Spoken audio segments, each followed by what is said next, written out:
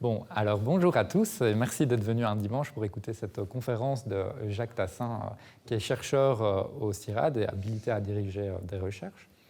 Donc Jacques Tassin est chercheur en écologie, il est spécialisé sur des questions de biodiversité, il a notamment eu l'occasion de travailler à l'étranger, je pense en Nouvelle-Calédonie maintenant. Donc il a une expérience de terrain intéressante, peut-être sur laquelle on pourra aussi revenir. Alors aujourd'hui, je suis très content de l'inviter puisqu'il a fait le trajet depuis Montpellier malgré les troubles en France pour nous rejoindre. Et il va nous parler, dans le cadre du Printemps des sciences, de la biodiversité avec une question peut-être un peu provocatrice. Et si la biodiversité n'allait pas de soi, titre sur lequel on pourra aussi revenir à l'issue de la conférence. Alors cette conférence est organisée dans le cadre du Printemps des sciences et elle est organisée par le groupe Dope My Sciences, dont je suis le coordinateur. Donc ce groupe ce projet de recherche a pour but de promouvoir la culture scientifique du grand public, mais aussi du public scolaire, grâce à des ateliers qu'on donne dans les écoles, et puis grâce à des conférences-débats comme aujourd'hui, qui permettent d'ouvrir un peu les sciences, et plus singulièrement la philosophie des sciences, en amenant des questions d'épistémologie, d'histoire des sciences, de philosophie, qui sont des questions importantes pour pouvoir dialoguer avec des scientifiques sur des questions parfois fondamentales. Alors je cède tout de suite la parole à Jacques Tassin, qui a aussi un micro, donc c'est parfait. Et puis, au terme du débat, je proposerai à Jacques un dialogue avec des questions que je vais lui poser qui amèneront un peu peut-être le débat et qui permettra aussi d'amorcer dans un troisième temps la discussion avec la salle. Et puis, ça vous permettra de rebondir ou d'aller plus loin en posant vos propres questions. Donc. Merci et bonjour à toutes et à tous. Alors effectivement, je viens de Montpellier, donc je suis content de trouver la pluie qu'on attend à Montpellier depuis des mois et des mois. Et je suis heureux d'être là, donc, et je remercie Quentin Ernaud de m'avoir convié. Puis je suis content aussi, j'aime bien Mozart, alors je suis content d'entendre Mozart là en arrière-fond. Alors pourquoi ce titre? C'est pas vraiment de la provocation, c'est plutôt une démarche qui vise à interroger les mots. Je pense qu'il faut toujours interroger les mots, savoir ce qu'il y a derrière. Alors c'est vrai qu'une fois, j'avais été un peu provocateur, à une autre conférence, j'avais dit « méfiez-vous de la biodiversité ». Bon, j'ai eu droit à des regards avec des yeux tout ronds, que veut-il dire? Bon, je m'étais expliqué. Et là, je vais m'expliquer aussi, c'est bien le terme que j'interroge, c'est pas ce qu'il y a... ce que recouvre ce terme, la diversité du vivant, c'est pas ça que je vais remettre en question, mais c'est bien le terme de biodiversité avec des valeurs qui sont derrière, avec des imaginaires, avec des croyances, et tout cela mérite d'être entrevu. Tout ne va pas de soi, voilà, c'est ce que je veux dire, tout ne va pas de soi derrière ce terme, donc la biodiversité elle-même ne vaut pas forcément de soi. Alors, je vais essayer de multiplier quand même les précautions parce que, voilà, je ne veux pas qu'on me dise à la fin, oui, mais quand même, vous remettez en cause la biodiversité, donc quand même, que reste-t-il après? C'est pas ça, donc je me donne un petit temps d'avertissement. Alors, malheureusement, vous voulez aller au musée Magritte, la collection Magritte est inaccessible en ce moment, donc voilà, je me réconforte avec une image, si j'ai du son, en disant que voilà, surtout ne mésinterprétons pas ce que je vais vous dire. C'est surtout pas une remise en cause de la nécessité de défendre le vivant. Au contraire, je passe mon temps à défendre non seulement le vivant, mais la continuité du vivant et la continuité des êtres humains avec l'ensemble du vivant. Et ça, évidemment, je vais y revenir. Ce n'est pas non plus une critique de l'écologie scientifique, qui utilise beaucoup ce terme de biodiversité. C'est une démarche épistémologique qui questionne aussi, derrière ce terme de biodiversité, quelle posture il peut y avoir en matière notamment de biologie de la conservation. Alors moi-même, je suis écologue scientifique, donc je ne vais quand même pas me tirer une balle dans le pied en passant la demi-heure de présentation qui nous attend à démonter l'écologie.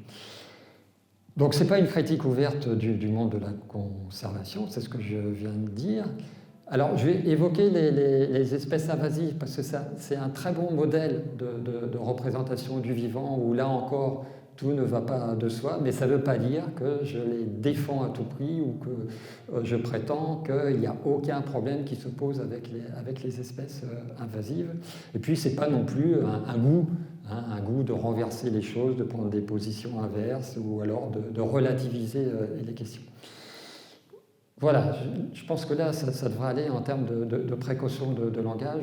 Vous êtes avertis et je vais pouvoir commencer. En resituant le panorama actuel qui, de mon point de vue, puis du point de vue de tellement de personnes, procède vraiment, alors pour le coup, on va dire un changement de paradigme, enfin, pardon pour la banalité de langage, mais on s'aperçoit, j'ai parlé tout à l'heure de continuité au sein du vivant, et c'est vraiment cette continuité qu'on ne cesse de percevoir au fur et à mesure des réflexions, au fur et à mesure des découvertes, au fur et à mesure qu'on se rend compte des réalités, avec notamment, je pense, le grand déterminant qui fait qu'on commence à parler sans gêne de continuité du vivant, c'est la découverte de la notion d'holobionte.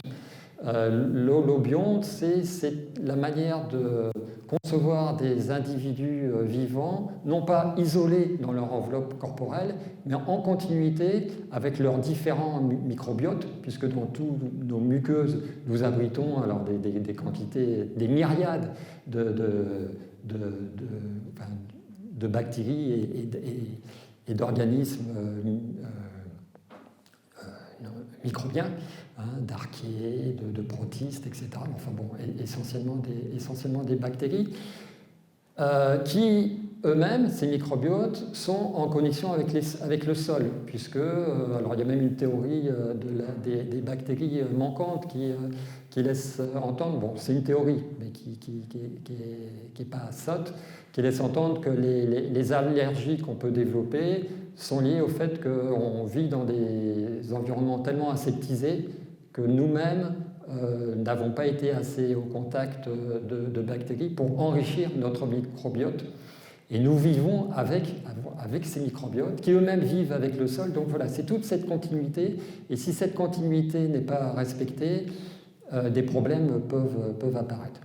Et là, j'ai mis une photo, oui, de Walt Whitman, donc poète américain, 19e siècle, qui disait « Je ne me sens pas circonscrit entre mes souliers et mon chapeau ». Lui, il ne voulait pas dire la même chose, il voulait dire qu'il se sentait, d'un point de vue philosophique ou d'un point de vue poétique ou existentiel, en relation avec ce qui débordait sa propre enveloppe corporelle. Mais aujourd'hui, on s'aperçoit que cette intuition poétique est corroborée par des découvertes scientifiques plus récentes. Alors mon propos va être en 3 parties, bon, enfin c'est très classique, mais c'est commode aussi d'avoir un propos en 3 parties. Donc je vais commencer par aborder les origines du terme de biodiversité. Bon, enfin, on le sait, hein, la Convention de Rio 1992, c'est là où on a commencé à parler de biodiversité, et après, qu'y a-t-il vraiment derrière, quoi? Pourquoi ce terme, comment ce terme a-t-il pu émerger? En quoi la biodiversité elle-même, enfin le terme, hein, ne va pas toujours et peut, n'est pas toujours adéquat, il peut même aller à l'encontre des réalités. Et puis la troisième partie, finalement, dans un monde en mouvement, que peut bien signifier ce terme, sinon ce concept ou cet imaginaire de la biodiversité?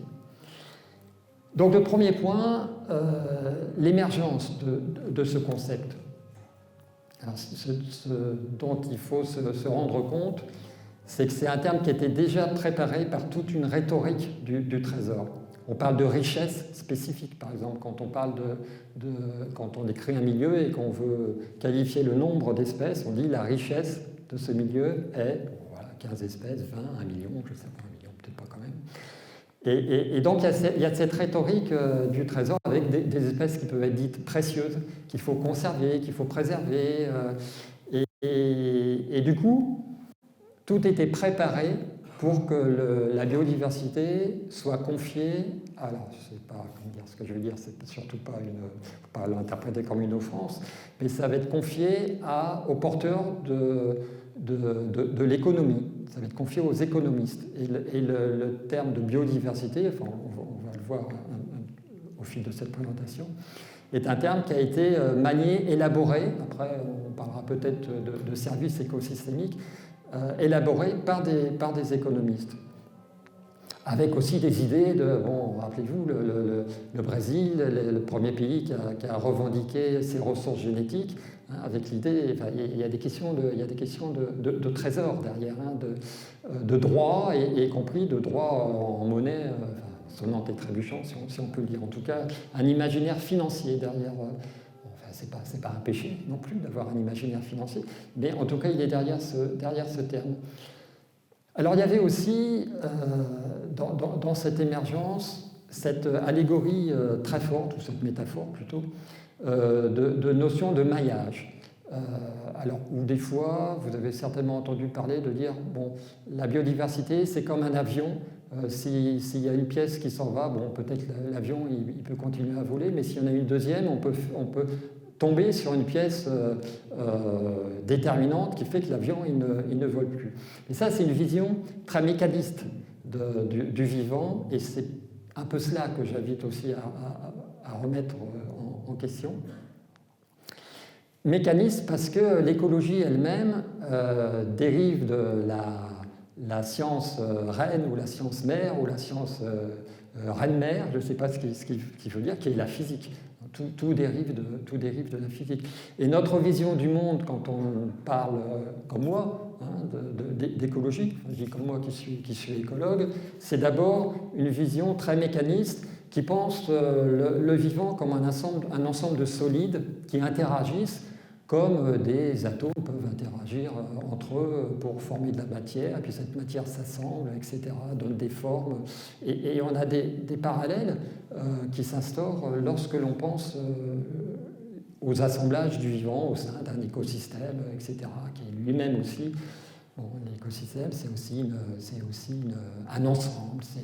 C'est un ensemble qui est envisagé avec un discours de la physique qui, bon, je ne veux pas non plus me perdre là-dedans, quoi, mais un moment déterminant, c'était 1935, c'est ça, oui, Tom Slell qui a inventé le terme d'écosystème, mais qui l'a pensé vraiment comme de manière très mathématique, très physique, comme un ensemble avec des interactions, des échanges d'énergie, des liens trophiques, comme l'aurait fait tout physicien, mais sans faire la distinction entre des corps inanimés et des corps vivants. Alors, ce qui est intéressant aussi, je pense que ce terme n'aurait pas pu émerger si on n'était pas dans un contexte de mondialisation. Et c'est ce que Tim Morton appelle les hyper-objets. Alors la biodiversité, c'est vraiment un hyper-objet par excellence. Enfin, c'est tout le vivant, donc c'est considérable. On va y venir, un vivant qu'on ne peut d'ailleurs même pas complètement se représenter, et puis même pas complètement inventorier. Bon, il y a d'autres termes comme cela. Peut-être le terme le plus actuel qui représente l'hyper-objet par excellence, c'est le climat. Le climat, qu'est-ce que le climat? Enfin, je veux dire, c'est extraordinairement complexe. C'est plein de composantes, c'est le vent, c'est la pluie, c'est la température, c'est tout cela entremêlé, avec des différenciations, avec des contextualisations. Ou la planète. La planète, qu'est-ce que la planète? De quoi parle-t-on lorsqu'on parle de planète? Voilà. Donc tout ça fait partie des hyper-objets qui n'auraient pas vu le jour si on n'était pas dans une démarche de mondialisation, de penser le trait global. Un autre élément d'accompagnement, c'est la numérisation, c'est aussi l'informatique, c'est le fait qu'on est dans des... Alors moi j'ai des collègues, je ne suis pas en train de les critiquer, mais qui travaillent sur des bases de données d'écologie mondiale. Ils manipulent des banques de données, notamment forestières, hein, puisque moi je suis plutôt orienté sur l'écologie forestière, des banques de données qui assemblent des relevés du monde entier. Mais on est voilà, aspiré par l'émergence et la dominance même du numérique. Alors là, j'ai trouvé une image d'une une maison numérique de la biodiversité dans le Périgord, en France, que je ne connais pas, que je ne suis pas en train de critiquer. Enfin, voilà, je ne la connais pas, donc je ne vois pas pourquoi je la critiquerais. Mais c'est intéressant de voir ce terme, maison numérique de la biodiversité. Ça reflète quand même quelque chose, ça reflète à quel point la biodiversité participe elle-même de ces grands changements que je viens de vous évoquer.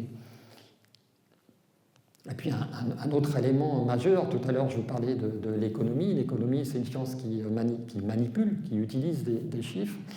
Et derrière la biodiversité, il y a cette dominance du quantitatif au détriment, voire dans l'oubli total, du qualitatif, des formes, etc. Les formes, ça échappe complètement à la biodiversité.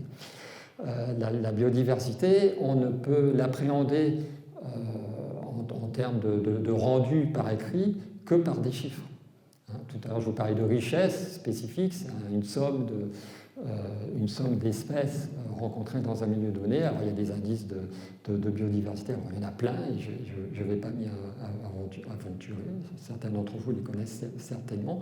Et en tout cas, admettrons qu'une fois encore, il s'agit d'appréhender le vivant par le chiffre, par la quantité, et tout cela, évidemment, rejaillit ou retentit ou consonne avec la pensée économétrique que je vous ai évoquée tout à l'heure et dont on s'aperçoit aussi qu'elle domine quand même, elle domine notre pensée, elle domine les décisions, elle domine le monde. Et voilà, c'est un ensemble de consonances que je voulais vous évoquer qui ont conditionné les imaginaires, l'émergence de ce terme et les imaginaires qu'il peut y avoir derrière ce terme. Alors avec la difficulté, comme je l'ai un tout petit peu esquissé tout à l'heure, c'est que finalement, l'ensemble de ce vivant, on ne le connaît même pas. Voilà, je vous disais, le microbiote, on le découvre, hein, on n'en connaît qu'une toute petite partie, le microbiote intestinal par exemple. Le microbiote du sol, alors là, on en connaît peut-être 1% de tout ce qu'il y a, alors qu'on sait que on m'entend là ou j'ai perdu le son? Bon, je continue. On sait que dans 1 centimètre cube, on peut avoir, alors je ne sais plus, c'est plusieurs milliers de milliards de bactéries, quoi, et on ne les connaît pas tous. Donc finalement, alors déjà, sur le nombre d'espèces dans le monde, personne n'est vraiment d'accord, hein, ça va de 1 million à 10 millions, 15 millions, il y en a qui vont même au-delà, mais on n'en sait rien. On n'en sait rien, non seulement parce que, alors après, on ne parle plus d'espèces hein, dans le milieu microbien, on parle d'autres éléments. Mais là, tout reste à découvrir, alors que c'est quand même le monde microbien est quand même le socle du vivant. Même nous sommes, je parlais du microbiote, mais même nos mitochondries, elles sont elles-mêmes issues de ces d'archéobactéries, donc de ce monde microbien. Alors là, j'ai pris l'image des fonds marins. Alors pareil, là, tout reste à découvrir. Donc on parle de la biodiversité, finalement, tout en sachant qu'on ne sait pas ce que ça recouvre. Donc c'est dans ce sens-là aussi où je disais, bon, on est beaucoup dans l'imaginaire et peut-être ne restons pas trop dans l'imaginaire. Voilà, il y a peut-être des alternatives dont on parlera peut-être tout à l'heure au moment du débat. Le deuxième point, c'est un petit peu ce que j'ai commencé à esquisser quand je disais que l'écologie dérive de la physique, qui est la science mère par excellence, qui a formé nos manières de penser toute science. Donc la biodiversité à l'encontre des réalités, justement à l'encontre des réalités vivantes. Alors le premier élément qui me vient à l'esprit, qui m'est venu à l'esprit quand j'ai préparé ce diaporama, c'est l'idée non seulement de recourir à une science qui finalement ne rentre pas vraiment dans la dimension particulière du vivant, mais reste dans du descriptif, dans du descriptif d'éléments solides, mécanistes qui échangent, etc., comme je l'ai dit tout à l'heure. Mais en plus, considère ces éléments vivants comme dépourvus d'autonomie.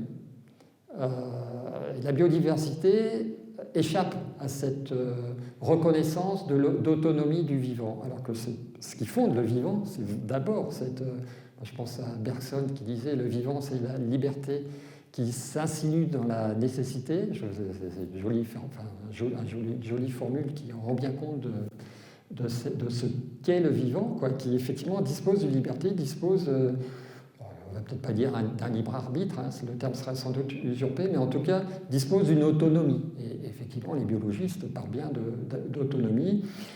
Et une autonomie qui n'est pas guidée de l'extérieur, qui vient bien de soi, si je peux dire, en tout cas de l'être vivant. Et là, j'ai trouvé une photo de jeunes plantules, de je ne sais quoi, qui se dirigent vers la lumière. Alors on peut très bien se dire, bah oui, c'est une réponse biochimique à des déterminants extérieurs, la lumière. Alors Darwin avait tout à fait bien compris d'ailleurs comment on pouvait expliquer cela d'un point de vue très purement biochimique et donc mécaniste avec de l'oxyde. Enfin bon, je ne vais pas rentrer là-dedans, c'est pas le sujet, mais même si ce n'est pas compliqué à comprendre, mais peu importe. Mais en tout cas, on peut aussi se souvenir que derrière le terme sensible, dont on n'a pas voulu jusqu'à il y a...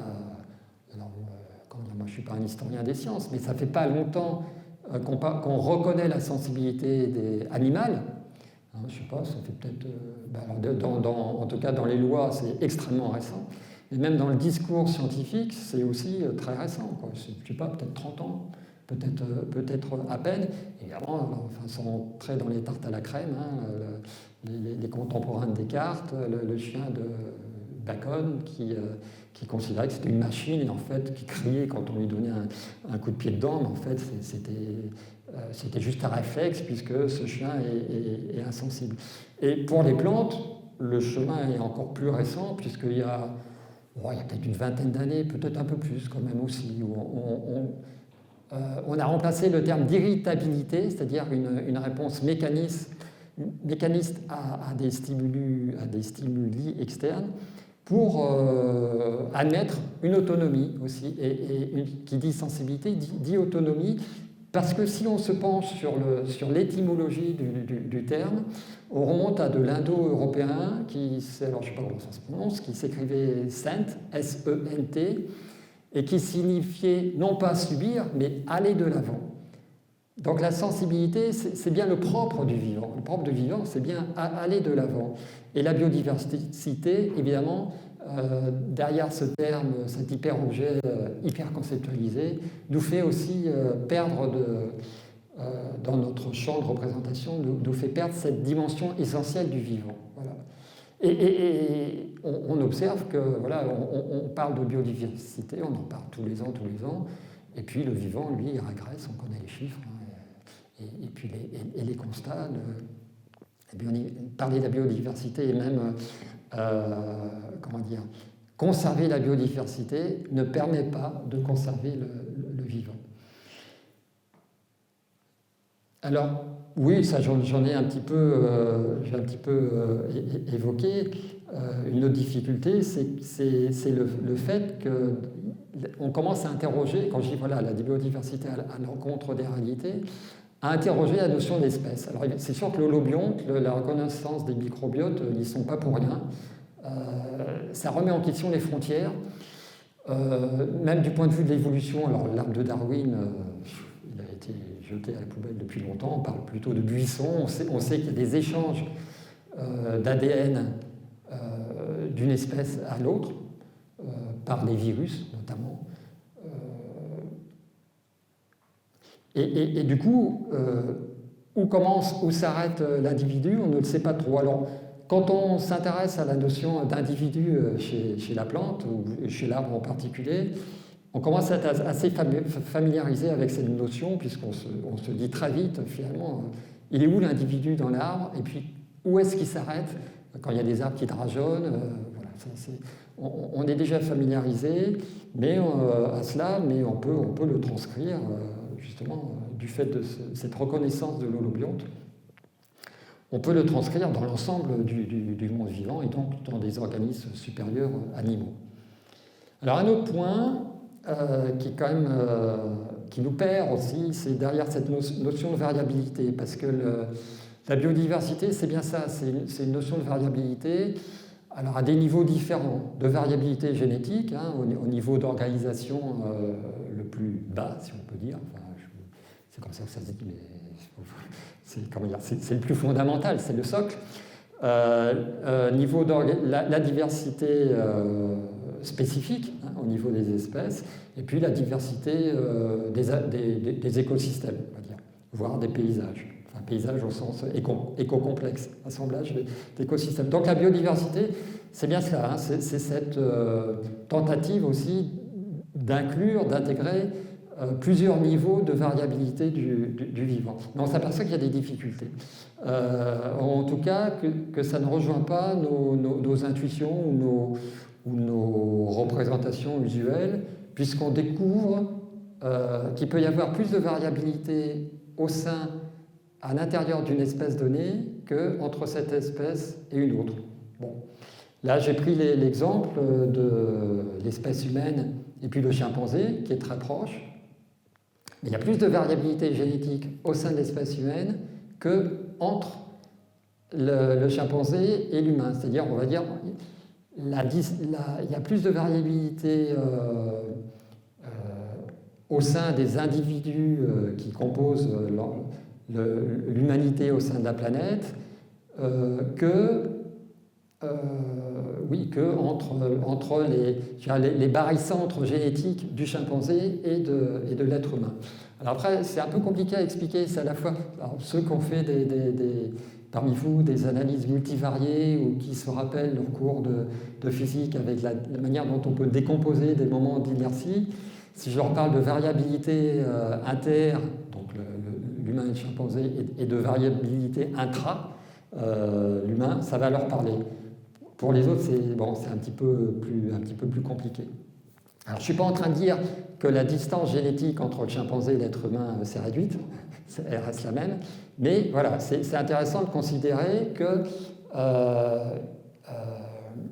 derrière nos présupposés, puis surtout nos simplifications, voire nos simplismes, on oublie différentes formes de variabilité. Bon, alors là, cette variabilité chez l'humain, elle est évidemment, enfin, je ne sais pas s'il faut dire évidemment, mais en tout cas, de facto, elle est liée au fait qu'il s'agit d'une espèce qui occupe l'ensemble des milieux terrestres disponibles. On trouve des êtres humains partout, quoi, jusque dans le désert, jusque dans l'Antarctique, puis dans tous les milieux un peu plus commodes à vivre. Et puis il en est de même de toutes les espèces qu'il a domestiquées, qui l'ont suivi ou qu'il a emmené avec lui.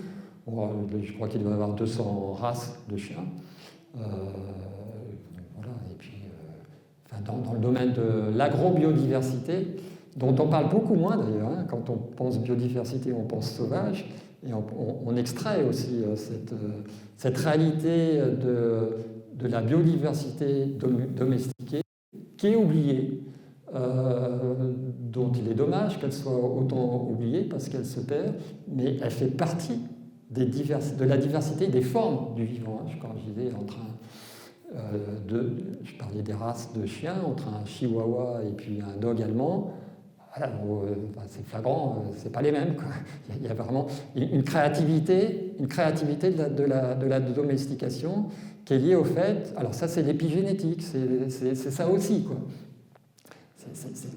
Qui complique encore la chose, qui fait qu'on pensait en 92, quand on parlait de biodiversité, on ne connaissait pas l'épigénétique, on pensait que tout était déterminé par le génome, sans qu'il y ait effet de l'environnement, qui fait que certains gènes sont activés, d'autres non. Donc le dogme, moi, quand j'étais étudiant, c'est un gène, une protéine. Enfin, là, c'est complètement absurde. Enfin, c'est infiniment plus subtil que cela. Alors, dans les années dans les années 2000, plutôt, oui, les années 2000. Bon, il y en a qui, qui se sont vite aperçus des difficultés que je viens de vous expliquer, enfin, de vous présenter, et qui ont proposé de remplacer le concept de diversité, mais vraiment au sens très biologique du terme, génétique ou spécifique, par des notions de fonction. C'est-à-dire en voyant, alors c'est quand même du langage mécaniste aussi, hein, de considérer que des espèces ont une fonction au sein d'un écosystème qui lui-même, écosystème, c'est un mode de représentation. Commode, mais c'est un mode de représentation d'un ensemble qui en réalité, qu'on délimite par la pensée, mais qui n'est jamais délimité. Donc on prive d'histoire, c'est vraiment un produit de la pensée. Donc voilà, fonction, c'est le terme qui a été utilisé, mais alors avec l'idée de décrire les êtres vivants selon leurs traits de vie, c'est-à-dire les traits de vie de réponse à l'environnement qui concourent à l'adaptation à un environnement, et puis les traits de vie d'effet, c'est-à-dire qui concourent à modifier cet environnement. Voilà. Mais on s'est aperçu que finalement, on n'en parle plus beaucoup aujourd'hui. Enfin, moi, je ne vois même plus passer ça dans les publications, la notion de diversité fonctionnelle. Si c'est encore là, c'est parce qu'il y a toujours des rémanences, mais on n'est plus dans les frontiences comme on a pu l'être. Et puis c'est une notion qui est un petit peu maintenant devenue désuète, parce qu'on s'aperçoit qu'elle ne convient pas. Peut-être parce qu'elle est à nouveau très mécaniste. Alors, alternative, les relations, et ça c'est quand même juste, puisque le vivant, c'est ça, c'est aussi de la relation. Hein. Aller de l'avant, c'est établir une relation au-delà de soi, pour aller voir ce qui est en dehors percevoir ou découvrir, enfin je ne sais pas, être en relation avec ce qui n'est pas soi, puisque aucun être vivant n'est jamais seul. Être seul, c'est être condamné à la mort immédiate. Alors donc, il y en a qui, évidemment, à la faveur des outils informatiques, des algorithmes, etc., se sont lancés dans cette perspective juste de diversité de relations. Alors là, on s'aperçoit qu'on se perd. Plus on travaille la chose, finalement, où s'arrêtent les relations, puisqu'on est dans un écheveau hyper intriqué. Je vais vous parler de continuité du vivant, qui fait qu'on se perd soi-même. Voilà, moi comme vous, sommes confondus dans la continuité de nos microbiotes, qui sont dans la continuité du vaste microbiote du sol. Et puis après, je ne parle pas de nutrition, etc., qui fait que finalement tout cela va très très, très loin. Et lorsqu'on pense ou qu'on essaie d'investir les relations qui sont en jeu dans un écosystème, on s'aperçoit qu'on le déborde très vite. On ne peut pas rester dans un écosystème. Évidemment, il y a des flux, il y a des relations qui sont ailleurs et qui peuvent venir de très loin. Il peut y avoir, sans parler d'effets papillons, mais les effets peuvent être lointains et rejaillir sur un écosystème qui n'est pas immédiat. Donc voilà, des difficultés de placer la biodiversité en ajustement avec la réalité. Et puis,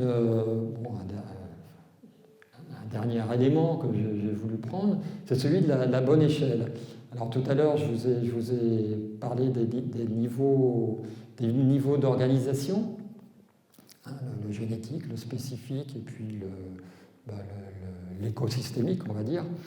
Mais là, je parle de niveau d'organisation. Mais si je parle d'échelle, c'est-à-dire à quelle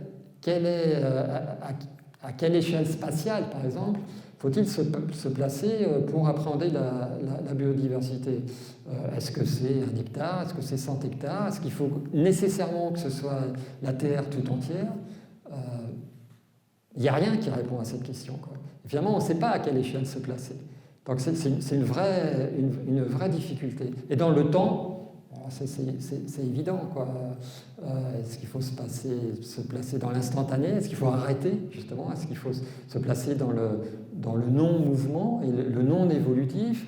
Est-ce qu'à l'inverse, il faut se placer dans l'ensemble de l'évolution, c'est-à-dire remonter à 3,8 milliards d'années et se considérer soi-même comme indistinct de tout le phylum qui nous a précédés? Il n'y a pas de réponse non plus à cela, quoi. Donc c'est vraiment compliqué de se satisfaire de ce terme de biodiversité qui ne fonctionne au moins en partie,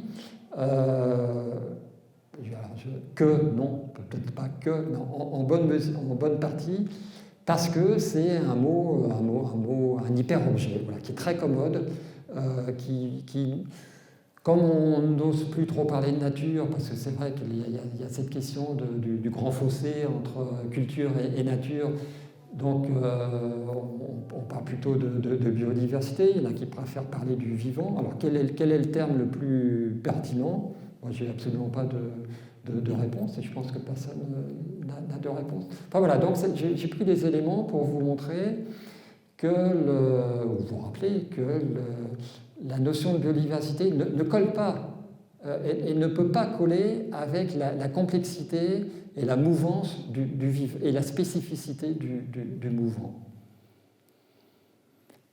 Alors après, voilà, donc quand je dis la mouvance du mouvant, en tête de une transition qui se préparait, la difficulté, c'est d'appréhender la biodiversité dans un monde, justement, en mouvement. Et là, on peut commencer aussi à interroger la biologie de la conservation sans la mettre à la poubelle. Hein, c'est bien ce que je disais tout à l'heure.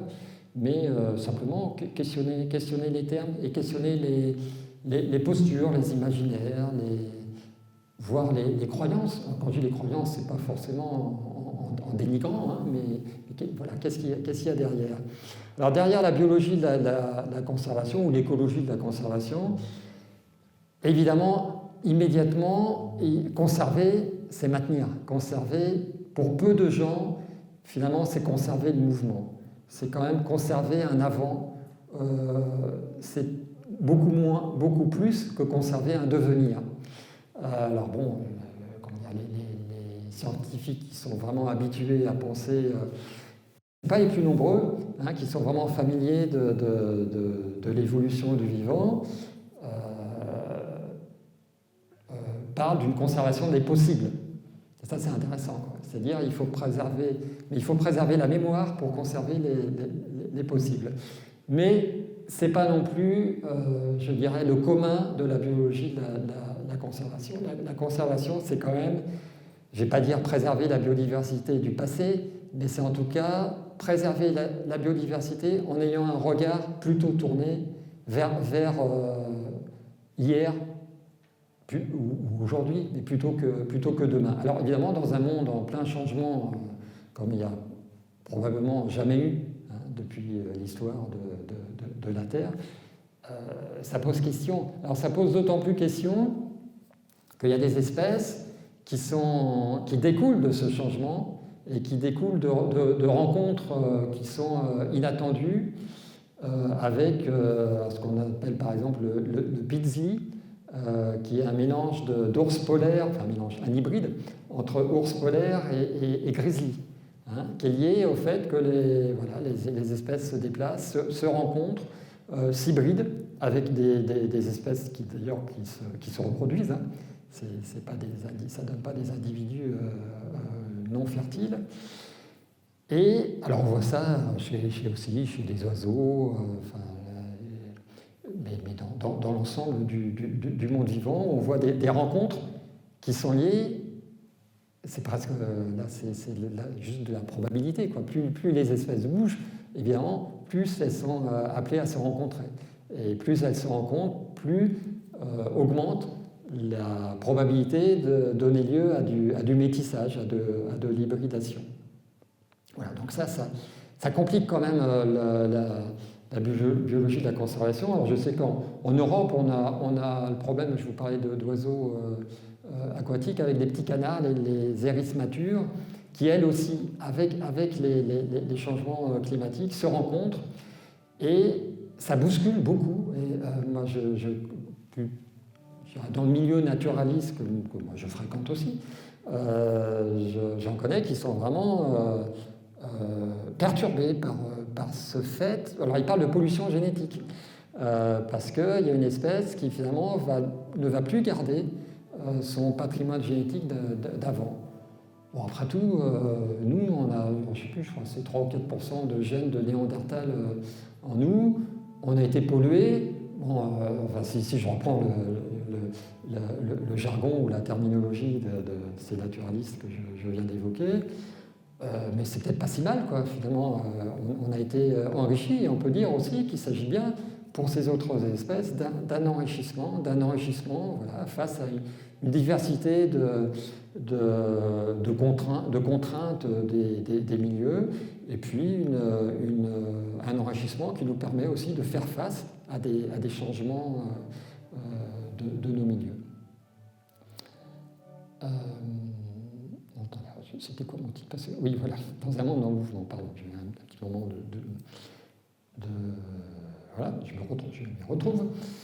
Alors, derrière cela aussi, il y a derrière cette notion du mouvement, surgit cette représentation d'un ici et d'un ailleurs qui est inhérent aussi au discours au mode de pensée de la biologie de la conservation, qui répugne, comme je vous le disais, à mélanger les espèces, à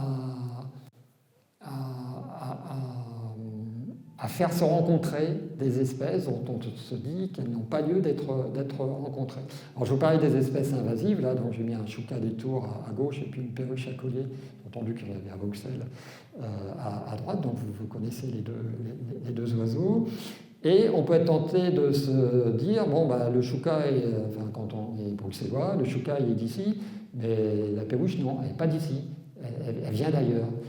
D'un point de vue biologique, ça n'a vraiment aucun sens. C'est vraiment une représentation d'humain, enfin de culture humaine, d'ailleurs certainement plutôt occidentale que non occidentale. Si on pouvait penser comme les animaux, peut-être qu'on commencerait par se dire, enfin les autres animaux on va dire, on pourrait commencer par se dire que chaque espèce a son propre milieu, et donc là c'était Jacob von Uexküll, milieu du XXe siècle, qui a défini la notion de milieu en expliquant que finalement chaque espèce avait sa propre représentation du monde à une échelle donnée, avec des éléments qui pouvaient être complètement restés non perçus. Hein. Et donc on est de toute façon dans un plurivers, c'est-à-dire des mondes qui se recoupent, mais juste un petit peu. Et donc dans cette complexité de confrontation, de coexistence de mondes complètement différents, on comprend vite que la notion d'ici et d'ailleurs, elle n'a pas de sens, quoi. Elle nous est vraiment propre à nous, voilà, êtres humains qui voyageons, mais encore une fois, d'un point de vue biologique, ne signifie rien. Alors, juste pour continuer un tout petit peu sur la question des espèces invasives, hein, avec la perruche à collier, espèce dite invasive, donc l'idée dominante, c'est aussi derrière cela, et ça je ne l'ai pas évoqué, mais je peux y venir. Derrière les imaginaires, il y a un imaginaire selon lequel le monde vivant est un peu parfait, quoi. C'est-à-dire que si on rajoute quelque chose, il y a quelque chose qui va sortir. Un peu comme un jeu de chaises musicale. Et ça me fait penser à la théorie de la biogéographie insulaire de Wilson et MacArthur. Wilson étant l'un des pères de la biodiversité, c'est pas lui qui a inventé le terme, mais c'est lui en tout cas qu'il a porté. Et la théorie de la biogéographie insulaire, c'était exactement ça. C'était considérer que dans une île, si on rajoutait une espèce, immanquablement, il y en avait une autre qui était vouée à l'extinction. Et c'est quand même une vision du monde qui est... on sent que le religieux, il n'est pas très loin. C'est-à-dire que le monde est parfait, surtout sur une île hein, où il n'y a pas eu d'espèces humaines, enfin sur les îles où il n'y a pas eu d'espèces humaines, on s'aperçoit que c'est totalement faux. Quoi. Et justement, ce qui est intéressant, enfin, me semble-t-il, c'est que les espèces invasives elles-mêmes, ou introduites en tout cas, mettent en défaut cette représentation. Bon, je sais pas, sur des îles où il n'y a pas beaucoup d'espèces qui se soient naturellement implantées, on a aujourd'hui des espèces d'origine exotique qui ont été introduites, qui peuvent être plus nombreuses que les espèces indigènes, c'est-à-dire qui sont arrivées sans l'aide de l'homme. Tout cela se passant, en tout cas dans le domaine végétal, sans encombrement. Il peut y avoir des problèmes, souvent c'est avec les lianes ou les espèces rhizomateuses, donc qui forment des rhizomes qui recouvrent le sol.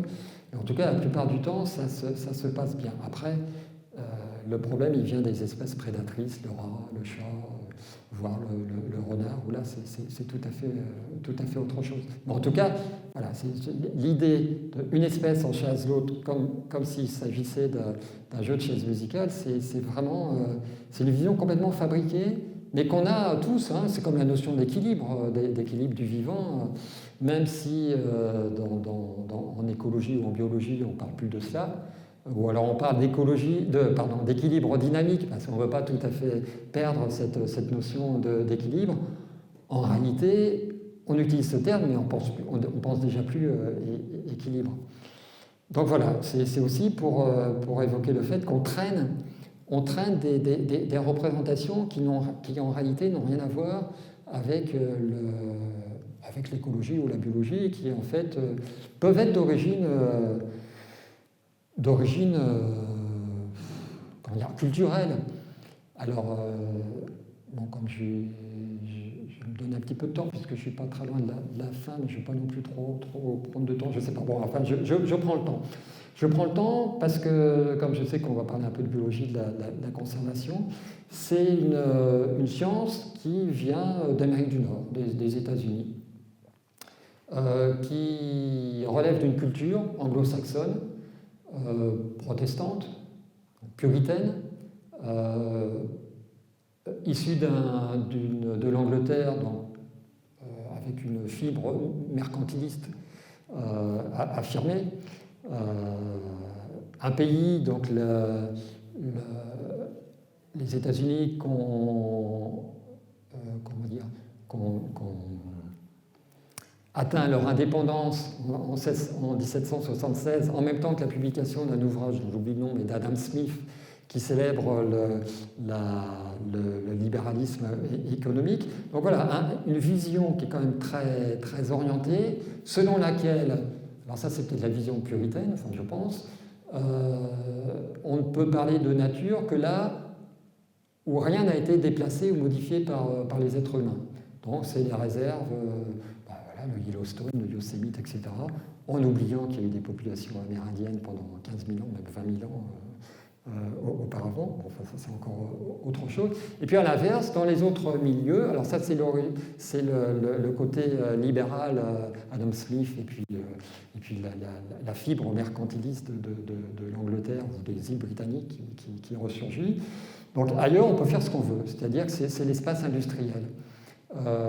Nous, on n'a pas... Enfin, je ne sais pas quelle est la pensée belge, mais en tout cas, la pensée française, enfin, si on peut dire ça, moi je la connais, on n'a pas cette vision-là. On est plutôt dans un mode hybride où il s'agit de composer avec le vivant, mais il ne s'agit pas d'avoir des espèces naturelles sans humains d'un côté, et puis le reste où les questions de protection ne se posent pas puisqu'on est dans un espace industriel.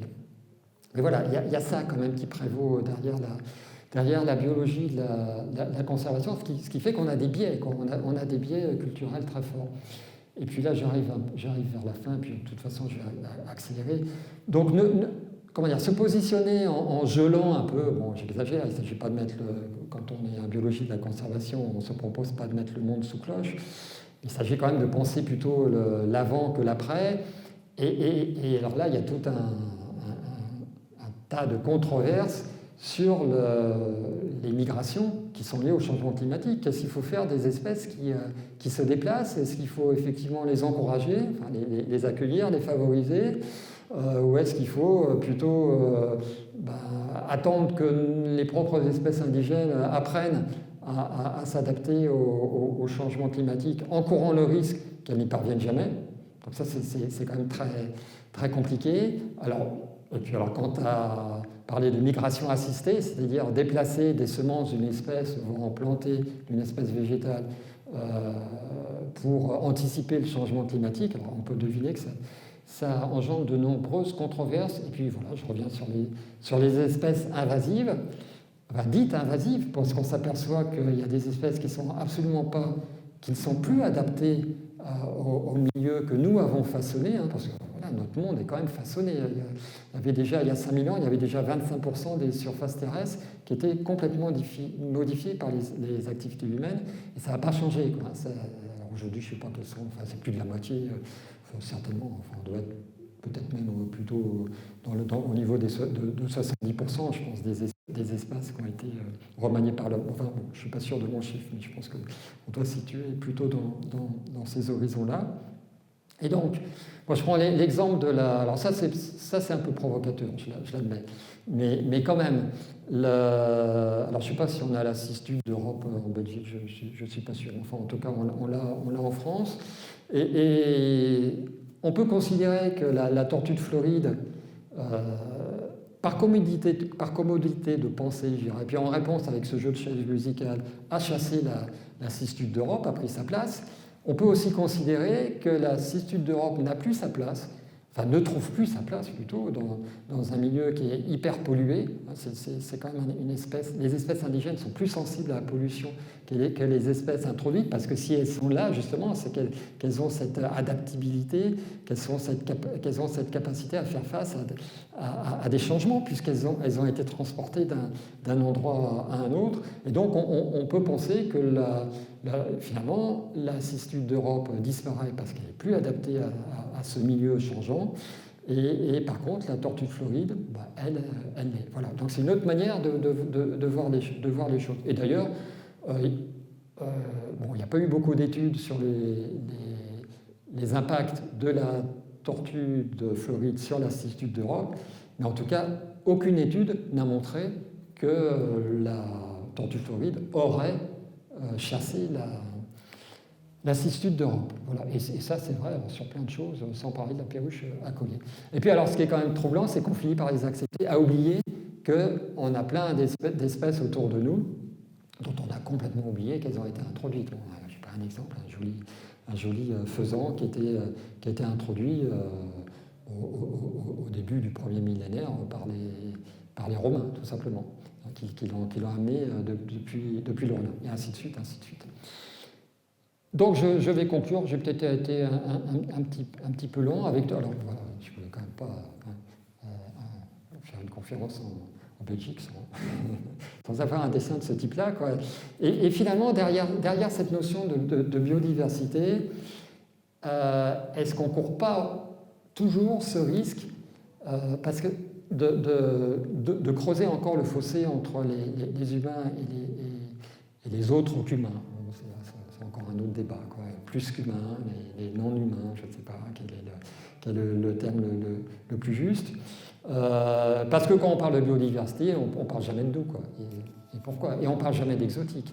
Et pour conclure, on ne parle non plus jamais des espèces domestiquées, alors que c'est un monde qui est complètement oublié, un monde qui est, alors franchement, non seulement en continuité par rapport à nous, mais aussi en continuité physique, mais aussi en continuité sensible. Et si pour la plupart d'entre nous, nos parents ou nos grands-parents connaissaient bien les races animales qu'il y avait dans les campagnes, étaient capables de citer plusieurs espèces de chevaux, de vaches, de poules, de lapins, vraiment sans difficulté, quoi. Là, je vais pas, comment dire, je ne veux pas mettre en défaut qui que ce soit, mais je suis sûr qu'il y en aurait plusieurs dans la salle qui caleraient si je leur demandais le nom de plusieurs espèces de lapins, par exemple, quoi, ou de poules, quoi. Et voilà, derrière cette notion de biodiversité, il y a aussi ce renvoi au sauvage qui peut aussi être interrogé, quoi. Parce que, comme je le disais tout à l'heure, il y a aussi énormément de variabilité dans le monde domestique. Et le monde domestique aussi, c'est encore un autre sujet, mais c'est un système d'alliance entre. Et il y a bon, pas seulement des philosophes, des écologues ou des généticiens, enfin des généticiens de l'évolution qui se demandent dans quelle mesure où, si nous n'avons pas été aussi domestiqués par ces espèces, y compris par des espèces végétales, hein, qui ont tiré parti aussi de notre présence, notamment les espèces qui sont cultivées ou qui ont été déplacées dans le monde, puisque sur les 350 000 espèces de plantes à fleurs, les humains en ont déplacé 80 000. Quoi. Donc il y a vraiment cette alliance de biodiversité. Voilà. Bon. Ben, j'ai peut-être été un peu long, donc si c'est le cas, j'en suis désolé, puis je vous remercie de m'avoir écouté. Mais c'est pas fini.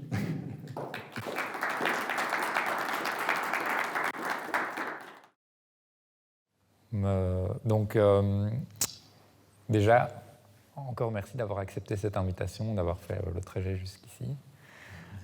Alors, je voudrais revenir en fait sur les précautions méthodologiques que tu as introduites au début de ton exposé, parce que pour les philosophes, dont moi, les philosophes des sciences, en fait, ces précautions ne sont pas anodines. Peut-être que pour Jacques Tassin, elles visent simplement à éviter des attaques ad hominem ou des malentendus au niveau de controverses scientifiques, mais en tout cas, pour les philosophes des sciences, elles manifestent aussi le caractère vraiment très situé de la démarche scientifique et les critères épistémiques qui sont valorisés parfois au détriment d'autres, des principes, des valeurs qui sont sous-jacentes à la façon de faire les sciences et qui n'apparaissent pas directement dans le vocabulaire des scientifiques. C'est-à-dire qu'il y a, dans la manière dont on fait de la biologie, et plus singulièrement de l'écologie, toute une série de valeurs, de principes qui sont sous-jacents et qui sont implicites, mais comme Jacques Tassin l'a dit, qui ne vont pas non plus forcément de soi. Et donc il s'agit de pouvoir aussi interroger ces principes, ces fondements de la science, mais c'est parfois très clivant, parce que, comme Jacques Tassin l'a évoqué, aller interroger les soubassements de la discipline scientifique peut être vu par certains scientifiques comme une attaque de ce qu'ils font. Or, c'est, à mon sens, différent de questionner les principes et puis de remettre en cause complètement la discipline. On peut continuer à pratiquer l'écologie, voire la biologie de la conservation, mais sur la base d'autres principes, d'autres manières de faire, ou en tout cas en les ayant interrogés de façon plus rationnelle que parfois l'état émotionnel dans lequel ils se trouvent. Alors ma question par rapport à tes enjeux serait de savoir dans quelle mesure est-ce que tu pourrais exemplifier certaines controverses dans lesquelles tu as été directement impliqué et qui étaient finalement liées au questionnement de ces principes épistémologiques qui sont au fondement de l'écologie. Oui, alors donc pour revenir sur le préambule que tu avais, c'est mettre en doute, c'est pas rejeter, quoi. Mettre en doute, c'est alors le chercheur, il fait ça toute sa vie, hein, de toute façon. Et sans doute que le doute et la curiosité sont très proches toujours l'une de l'autre. Mais c'est pas à dénoncer, c'est pas à rejeter, mais c'est intégrer le fait que nécessairement, de toute façon, il ne peut pas y avoir dissociation. Il n'y a pas de science tout à fait objective. Moi, j'ai des collègues statisticiens ou mathématiciens qui disent « ben non, nous on reconnaît bien, on se rend bien compte, quand on parle de beauté d'une équation, par exemple, que il n'y a pas de frontière distincte entre l'imaginaire de la science parfaitement objectif, et puis le reste, les émotions, les valeurs, les croyances. Et quand je dis les croyances, je ne dénigre rien, c'est aussi ce qui nous... Les croyances, c'est ce qui nous fait lever le matin, hein, c'est ce qui nous fait apprécier des choses ou pas. Alors, quand tu me demandes un exemple, ou plusieurs, je ne sais pas, mais en tout cas, le premier, je l'ai un peu évoqué. Alors, il se trouve que moi, j'ai beaucoup... travaillé, et je me suis beaucoup intéressé à la question des espèces invasives. Donc voilà, je n'ai pas pu m'empêcher d'en parler pendant cette présentation. Et là, c'est vraiment passionnant. Alors moi quand j'ai fait ma thèse, le discours était extrêmement normé, enfin normatif, très négatif, avec cette idée de jeu de chaise musicale que j'évoquais. Moi, j'avais fait ma thèse sur une espèce invasive à l'île de la Réunion. Donc, voilà, tout le contexte était là pour avoir cette vision qui consistait à rejeter toute éventualité d'un bienfait, d'un impact positif de ces espèces invasives. À tel point, d'ailleurs, que quand on fait un peu de bibliographie, on trouve très peu d'exemples d'effets positifs, non pas parce que ça n'existe pas, mais parce que ça ne correspond pas à la doxa de représentation des espèces invasives.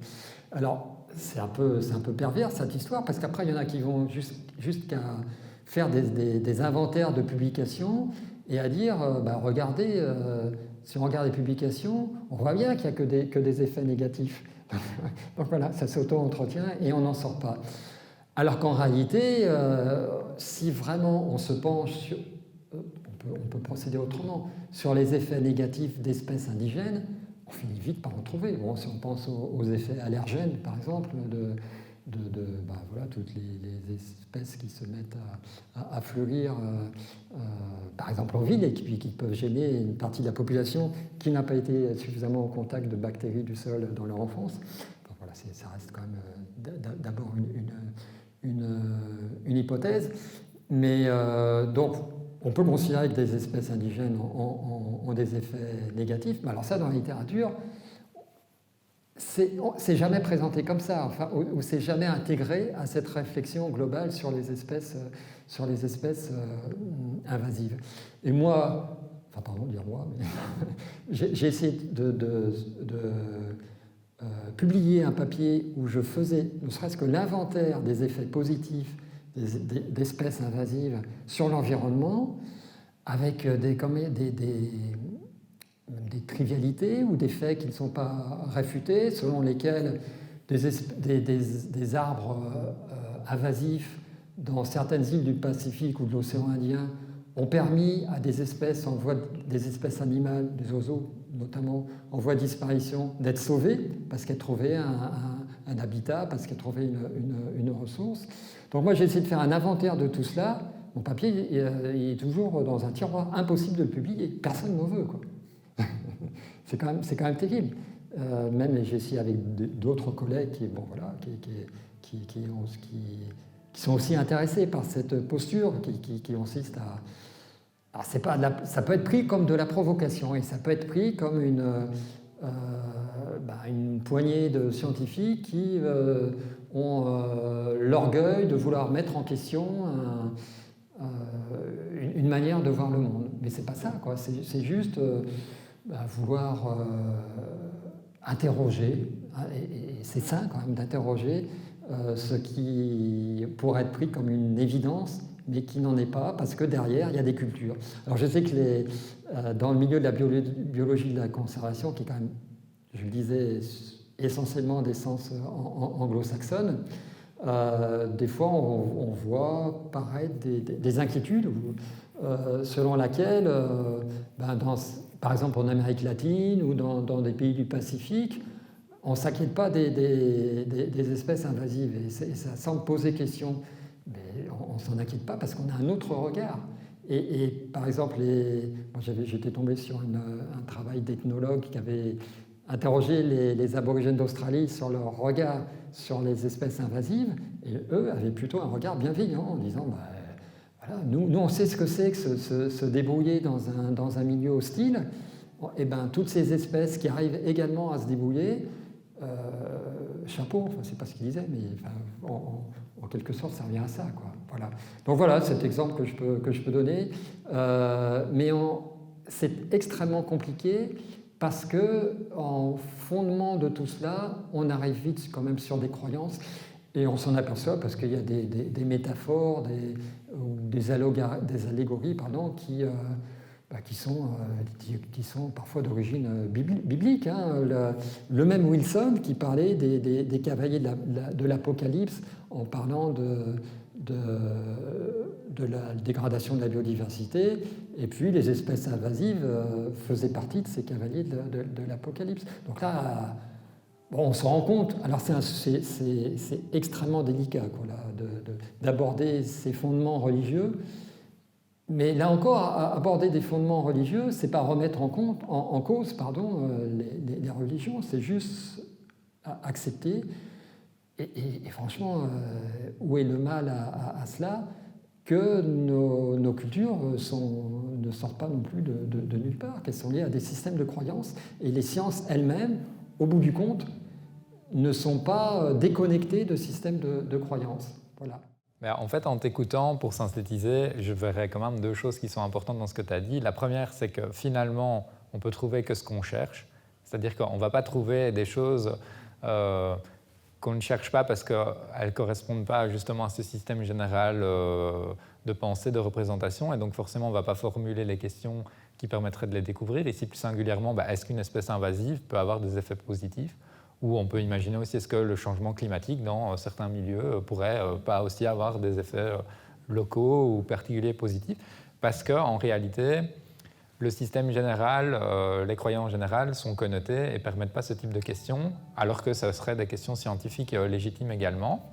Et ça amène à la deuxième partie de ta réponse, qui vient éclairer la première, qui est qu'en fait, même dans le domaine scientifique, il est difficile de s'abstraire du normatif, même plus singulièrement du moral. C'est-à-dire que dans une discipline comme l'écologie ou encore plus la biologie de la conservation, on a l'impression qu'en toile de fond, il y a quand même une espèce de parallélisme qui est fait entre ce qui serait bon et ce qui serait mauvais, avec donc des jugements de valeur.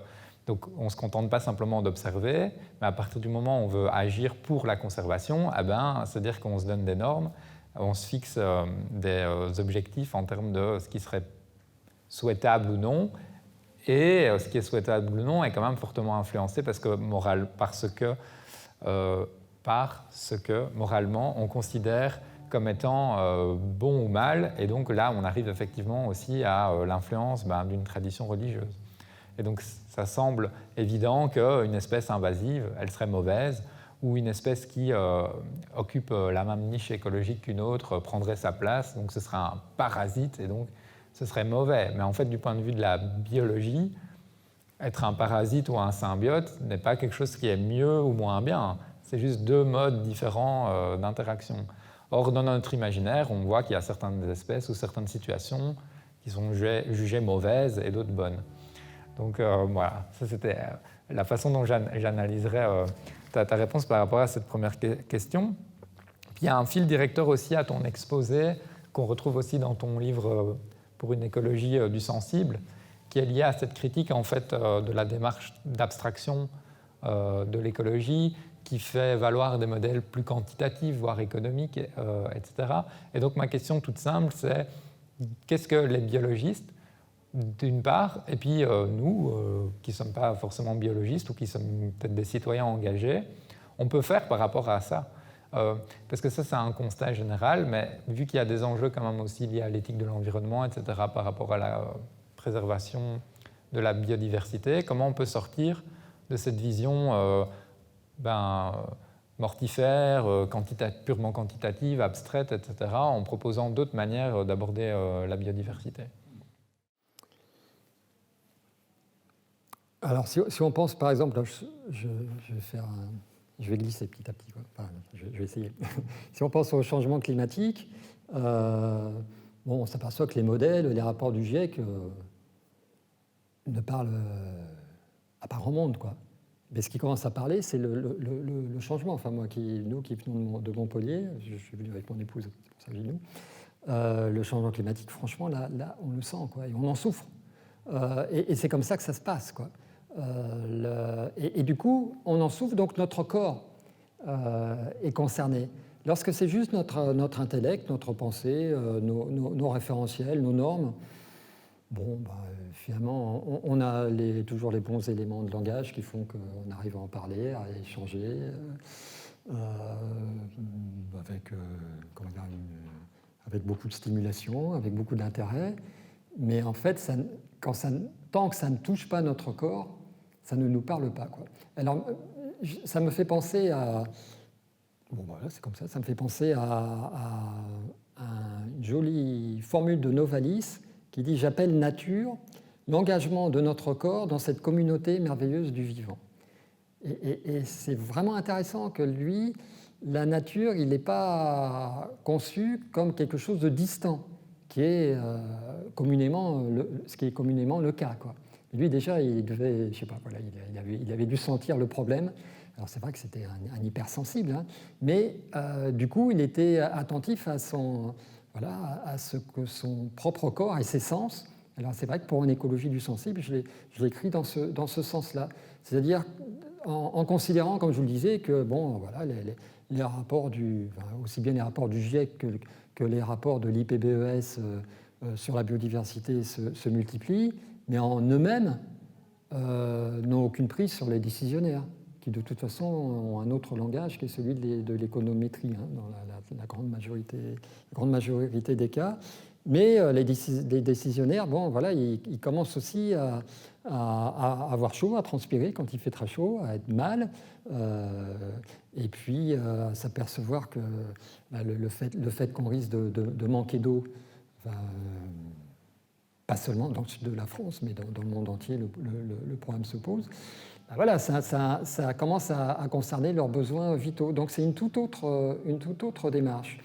Et moi, voilà, ça reste une hypothèse, mais une piste en tout cas qui me semble bonne à suivre, c'est de faire tout ce que l'on peut pour que l'on retrouve cette prise directe avec le vivant. Et c'est pour ça que j'ai peut-être un peu insisté, je ne sais pas, peut-être un peu trop, mais sur l'agrobiodiversité qui faisait que je sais pas, il y a 3 générations, enfin, je sais pas, en Europe, en tout cas début du XXe siècle, la population agricole, ça devait être entre 70 et 80% de la population, ça devait être à peu près cela. Donc essentiellement des gens qui étaient au contact tous les jours, quoi, du matin au soir, qui étaient arrivés par le coq et puis qui s'endormaient, enfin, je sais pas, en entendant les souris gratter dans le grenier, enfin ça n'arrêtait pas, quoi. C'était un contact constant qu'on a malheureusement peu à peu perdu, que l'agriculture elle-même, c'est un peu ça aussi ma préoccupation, elle-même, et ça je trouve que c'est grave, vraiment, ça déborde peut-être, mais je trouve que c'est grave, quoi, que c'est ce qui se met en place avec, alors moi je suis allé il n'y a pas très longtemps au Salon international de l'agriculture à Paris, il fallait voir le nombre de stands sur le numérique, où l'agriculture elle-même se numérise. Bon, moi je connais, voilà, pour des raisons personnelles, je suis souvent au contact du milieu rural, j'y vais souvent, j'y passe toutes mes vacances, et ça fait longtemps que je ne vois plus les paysans, je vais caricaturer, mais quand même je vais dire comme ça, je ne vois plus les paysans descendre de leur tracteur, quoi. Il y a une mise à distance qui ne cesse de se creuser. Alors évidemment, avec toute la logique de l'exploitation agricole, avec des décisions qui ne sont plus les leurs, etc. Enfin, bon, c'est encore un autre sujet.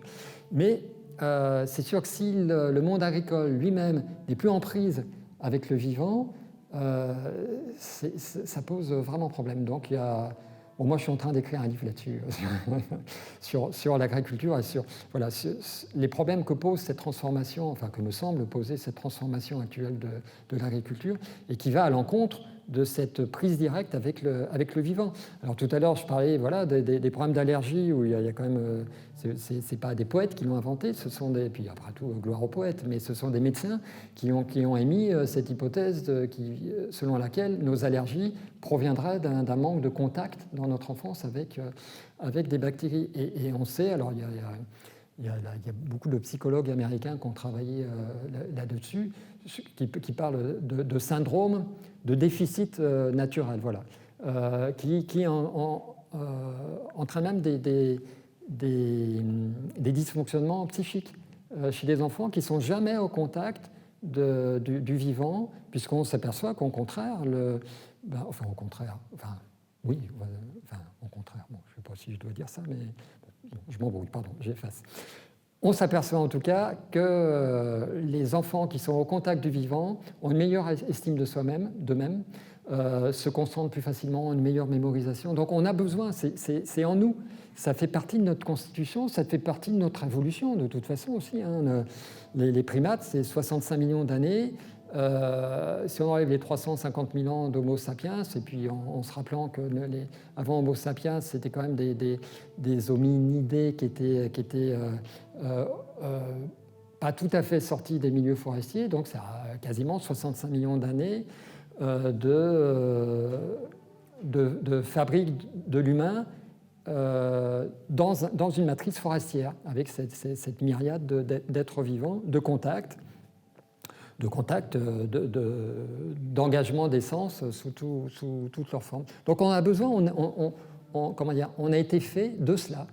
Et lorsqu'on n'est plus dans cela, on commence à avoir des vrais problèmes. Donc c'est des enfants qui ont des problèmes psychiques, ou des fois c'est des décideurs dont on se demande comment ils fonctionnent. Voilà. Mais je vais en profiter pour rebondir là-dessus, pour te poser une autre question, en fait, qui est liée directement à ce que tu disais. Et donc, effectivement, je vois bien la piste qui consisterait à dire la question de la biodiversité et de sa préservation, ce n'est pas juste une question scientifique, de laboratoire, on va quantifier des flux, etc. Finalement, ça concerne tout le monde en tant que citoyen, de recréer des relations avec le vivant, et parce que ça va nous rendre plus sensibles à celui-ci, et donc ça va aussi être utile dans nos actions qui peuvent être plus ou moins délétères ou non pour l'environnement et ses espèces. Mais d'un autre côté, est-ce que ça ne rejoue pas alors du coup un problème qui est le problème de l'échelle et des biais anthropocentriques? Parce que les espèces avec lesquelles on peut créer des relations, finalement c'est de façon privilégiée effectivement les espèces domestiques, mais ce n'est pas forcément la plupart des espèces sauvages, puis c'est les espèces avec lesquelles on est proche, les espèces qui vivent dans des milieux lointains et plus encore dans des milieux qui ne sont pas anthropisés, finalement, elles sont sensibles pour personne, sauf cas emblématiques type le panda et des choses comme ça qu'on va médiatiser. Mais voilà. Et puis alors, il y a aussi le problème de l'échelle qui est qu'on va s'intéresser à ce qui correspond à notre échelle de perception, le macro, quoi. Donc tout ce qui est de l'ordre des micro-organismes, etc., c'est difficile d'avoir des liens sensibles avec ces micro-organismes. Et puis aussi, de façon même plus générale, on va privilégier les animaux par rapport aux plantes. Est-ce que, du coup, le fait de sortir de la logique de la quantification systématique, de la classification, on va dire, exhaustive, pour privilégier des liens sensibles, ça ne va pas amener aussi d'autres biais? Alors, je me fais un peu l'avocat du diable en disant ça, mais est-ce que c'est vraiment la solution? Je prétends avoir aucune solution, aucune vérité. J'interroge, mais je pense que c'est en tout cas une piste, effectivement, de remise en connexion, en tant que citoyen, mais d'abord en tant qu'humain, puisque de toute façon, ça nous est consubstantif, hein, cette continuité. Alors évidemment, les organismes du sol, ceci dit, on est quand même en contact, puisque, je parlais de la notion d'holobionte, on est aussi fait de cela. Et on sait que nos humeurs dépendent aussi en partie de notre microbiote, qui dépend lui aussi des micro-organismes du sol. Donc on est déjà dans ce contact, on est déjà dans cette sensibilité. Alors après, effectivement, quelle est la bonne échelle, si on peut dire la bonne échelle, ou la plus pertinente, je ne sais pas. Ce dont on s'aperçoit, c'est que finalement la réalité nous amène à, en jargon, c'est la diversité alpha, c'est-à-dire la diversité qui nous entoure, qui est à l'échelle d'un paysage. C'est celle-là avec laquelle on interagit, avec laquelle on est en contact. Après, on n'est pas tout seul non plus, donc l'humanité est partout, et l'humanité alors à part les villes, l'humanité est quand même essentiellement rurale, quoi, hein. Là, je pense que les chiffres globaux, on doit en être encore à 80% de milieux ruraux dans les espaces terrestres, avec toujours l'activité principale, qui est l'activité économique principale du monde, qui est l'agriculture. Et donc avec des gens qui sont au contact de leurs espèces domestiquées, mais aussi au contact du sauvage, alors qui ont un regard qui n'est pas un regard qu'il faudrait considérer comme indifférent ou non sensible à l'égard du sauvage. Après, il y a d'autres déterminants, c'est la précarité. La précarité, elle ne tombe pas du ciel. La précarité, je veux dire, elle est liée aussi, voilà, elle n'est pas entièrement liée à l'ordre du monde, enfin, à la colonisation, etc., aux grands déséquilibres mondiaux, mais elle est quand même en bonne partie, avec tout ce que ça entraîne, avec effectivement des gens dont, pour des raisons lointaines, n'ont pas de titre de propriété et sont obligés de défricher la forêt tropicale pour aller trouver un opin de terre qui ne sera jamais le leur, donc il faudra qu'après qu'ils en défrichent un autre. Mais tout cela, bon, moi j'ai effectivement pas mal voyagé, on a passé 19 ans en dehors de la métropole française, puis j'ai fait beaucoup de missions, donc voilà, je ne suis pas un expert comment dire, des milieux paysans tropicaux, mais je les connais un petit peu. Et encore une fois, c'est des gens qui sont vraiment contraints, en raison à des aspects d'injustice sociale, finalement, nous, on va considérer qu'ils malmènent le vivant, mais eux, ils en sont à des notions de survie. Mais ce que je voulais dire, voilà, je referme cette parenthèse peut-être un peu longue, mais c'est que cette connexion avec le vivant, elle est prédominante. Et c'est dans les villes qu'elle est restreinte, mais ce qui n'empêche que, alors voilà, les animaux, ce sont des intercesseurs, les animaux domestiques, ce sont souvent des intercesseurs qui questionnent notre propre sensibilité, qui nous rend peut-être plus attentifs aussi à l'ensemble du vivant. Mais après, bon là il pleut, donc on n'entend pas beaucoup les oiseaux chanter, mais j'ai quand même entendu quelques oiseaux. Quand on prête l'oreille, c'est toujours pareil, c'est aussi quand on a une attention.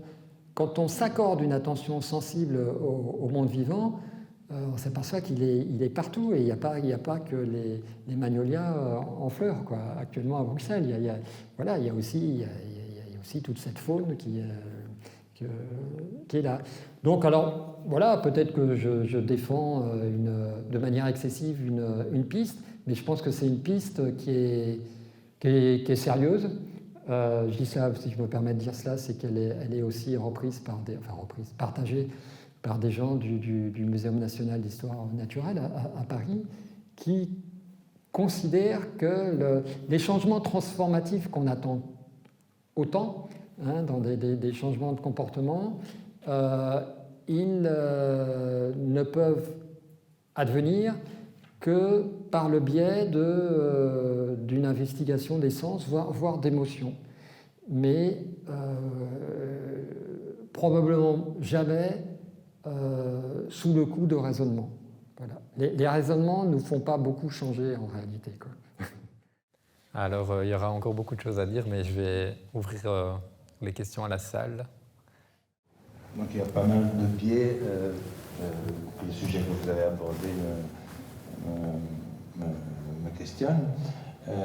Donc, de la même façon que vous n'êtes pas défavorable à certaines espèces invasives qui peuvent être utiles ou pour nous, ou carrément pour l'environnement, peut-être est-ce que vous avez la même attitude d'ouverture vis-à-vis des OGM, donc, où c'est l'homme qui intervient encore plus qu'avec une hybridation comme on le faisait à l'ancienne.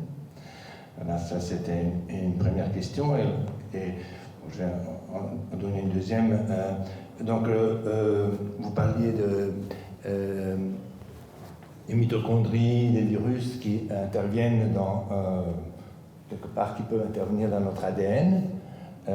Et voilà, et donc on entend beaucoup la phrase notre microbiote, en particulier celui intestinal, serait un deuxième cerveau, mais je ne l'ai jamais tout à fait compris, cette phrase-là. Donc je voulais savoir vos sentiments sur ces deux questions. Bon, je commence par la première. Alors, encore une fois, je préfère le redire, mon propos n'était pas d'accueillir à bras ouverts les espèces invasives, c'était juste de les questionner, voilà, de se dire qu'il peut y avoir des limites. Sur oui, les mitochondries, enfin voilà, on est traversé par puis des échanges d'ADN, traversé par ces échanges d'ADN, voilà. Après, les OGM, bon, je ne suis pas un spécialiste de la question, mais ce qui me semble, c'est que le rejet des OGM n'est pas tant vis-à-vis d'un artifice porté à l'égard du vivant. Bon, après tout, je ne sais pas, le Téléthon, je ne sais pas si ça existe en Belgique ou pas, enfin, sur des enfants victimes de la myopathie pour lesquels on finance des laboratoires. On voit beaucoup les chaînes françaises. Ah bon, voilà. Donc des laboratoires sont financés, bon, voilà, moyennant des dons pour mettre au point des techniques de manipulation, mais sans connotation génétique, qui permettent d'éviter ces maladies. Je pense que personne ne le critique. Je pense que pour les OGM, s'il n'y avait pas ce modèle de l'agro-industrie avec des déterminants enfin, voilà, l'agro-business derrière, sincèrement, je pense que ça ne poserait pas de problème. Ce qui est décrié derrière les OGM, ben voilà, c'est la logique des pesticides qu'on peut utiliser parce qu'on a des espèces qui sont résistantes aux pesticides. Il me semble, bon, je ne fais pas partie de ces syndicats qui se penchent sur la question, mais encore une fois, je connais un petit peu le milieu rural. Il me semble que ce qui est dénoncé, ce n'est pas tant l'artifice sur le vivant en tant que tel. C'est pareil, je ne sais pas, moi, la chimiothérapie, il y en a peut-être qui la dénoncent, mais il ne doit pas y en avoir beaucoup. Enfin, en tout cas, ça va être une minorité. Mais voilà, derrière les OGM, à mon avis, la question, c'est celle de l'agrobusiness. Et puis, alors, évidemment, j'ai oublié la deuxième question. Où j'ai répondu aux deux, je ne sais plus. Non, ah oui, voilà. Ah ben non, là, je suis incapable de répondre à ça. C'est pas mon champ de compétences. Mais je pense que il y a une allégorie derrière. Enfin, c'est plus dans. Bon, il ne s'agit pas de cerveau rationnel, mais ce que l'on sait, c'est que, puis après tout, on l'éprouve aussi, c'est que nos propres émotions sont liées aussi. Bon, voilà, quand on a le système digestif un peu détraqué. On est moins gai, quoi. Je pense que c'est des choses de cet ordre-là, quoi. Voilà. Ce n'est pas une influence vraiment de gènes, alors. Alors, ouais. Mais moi non plus. Non, là, c'est vrai que j'ai déjà entendu parler de cela, tout à l'heure je parlais d'épigénétique aussi, et notre environnement. Notre microbiote fait partie de notre environnement qui peut déterminer aussi l'activation ou la non-activation de certains de nos gènes. Mais là ça sort de mon domaine de compétences, donc je ne pourrais dire que des bêtises si je vous répondais. Voilà. Mais ça me donne envie de me renseigner quand même. D'autres questions ? Merci. Donc oui, j'ai apprécié votre conférence dans le sens où, entre biologistes, assez clairement, nous sommes conscients des limites du mot biodiversité. Je pense que, d'un point de vue scientifique au sens strict, le mot en soi n'était pas nécessaire. Donc je crois que là-dessus, on peut tomber d'accord. Par contre, je pense qu'il a un immense mérite, c'est d'avoir mis sur le champ politique la notion même de diversité du vivant, et que sans ce mot, qui n'est pas en fait strictement nécessaire sur le plan scientifique, sans ce mot, le concept ne serait même pas dans le champ politique.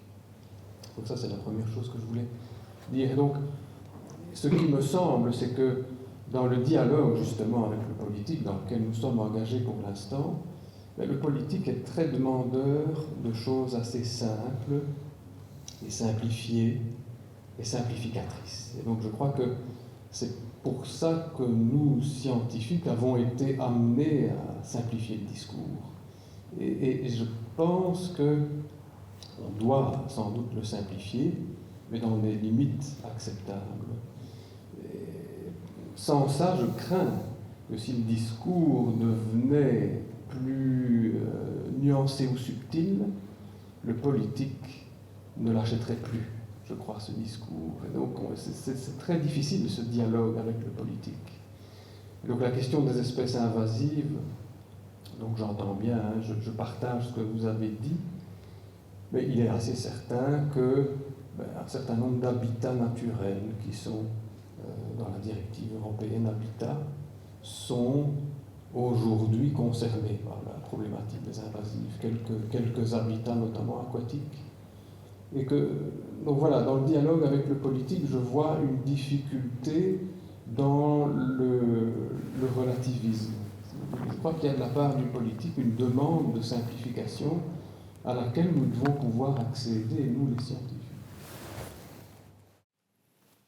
Oui. Et non. Enfin, oui, dans la mesure où, bon, malheureusement, sans tomber dans les caricatures, enfin, en tout cas, peut-être ça nous concerne tous aussi, on s'aperçoit que la culture biologique des politiques n'est pas forcément celle que l'on espérerait. Mais d'un autre côté, et puis le terme de biodiversité, donc effectivement, a mis sur le devant de la scène bon, quelque chose, peut-être que le terme est un peu maladroit. Alors après, effectivement, il faut être simple, mais sans être simpliste. Et alors, moi, j'ai tout de même l'impression, voilà, il se trouve, alors, je ne vais pas faire le fanfaron, mais quand j'ai publié pour une écologie du sensible, j'ai cru tomber sur un spam quand j'ai vu un mail qui me proposait d'aller à l'Élysée pour présenter mon ouvrage à des conseillers du président Macron. Et je l'ai fait. Et ça veut quand même dire qu'il y a une demande aussi pour être au fait de discours plus nuancés. Alors après, il y a le politique, puis il y a les médias, quoi, parce que sans tomber à nouveau dans les caricatures, mais il y a le temps surtout, quoi, voilà. Le problème, c'est le temps qu'on peut accorder pour accueillir de la nuance. Et évidemment, ça nécessite plus de temps qu'un discours simpliste. Mais ouais, moi, je reste optimiste. Quand les notions sont dans l'air, sont partagées, elles transfusent, quoi. Y compris, j'ose l'espérer, chez des décideurs, chez des personnes, des décideurs politiques, quoi. Et si je dis cela, c'est parce que je me méfie des discours simplistes qui peuvent aussi venir de scientifiques, parce que c'est commode, quoi, de servir. Je ne vous vise pas vous, hein, parce que voilà, je suis toujours très méfiant des interprétations qui peuvent être faites de mes propos. Mais je veux dire, ça peut être commode d'avoir un discours simpliste parce qu'on sait qu'il va marquer, quoi. Et on sait qu'il va marquer plus facilement qu'un discours qui va prendre le temps d'apporter des nuances. Mais moi, je le vois, enfin voilà, je parlais des médias, quand on prend le temps aussi de nuancer, et puis après tout, ça ne prend pas tant de temps que cela, c'est une question de posture aussi, hein. Quand on s'accorde la possibilité d'attaquer les zones de gris, c'est pas forcément mal reçu, quoi. Vraiment, quoi. Après, bon, il y a aussi, effectivement, il y a des postures, et puis il y a des teintes dominantes. Et sur la problématique des espèces invasives, c'est vrai que la teinte dominante, c'est le discours négatif à l'égard de ces espèces-là, quoi. Et ce qui est vraiment problématique, parce que, y compris d'un point de vue écologique, parce que c'est se priver d'un potentiel de possible, d'un vivier de possible et d'un potentiel adaptatif à un monde qui est en train de changer, y compris avec des réponses, quoi, hein. Moi, je pense à la Jussie aquatique, je ne sais pas si on l'a ici, qui fixe le phosphore et qui est là parce qu'elle bénéficie des effluents de phosphate dans l'agriculture, qui a cet intérêt du coup de filtrer les eaux, et dont on se débarrasse. Donc on se débarrasse de la solution, quoi. On se retrouve vraiment avec des situations absurdes, quoi. Et du coup, ça mérite de temps à autre qu'on les explique, quoi. Alors, c'est vrai que si le gros d'efforts scientifiques, enfin, voilà, je ne sais pas comment dire autrement,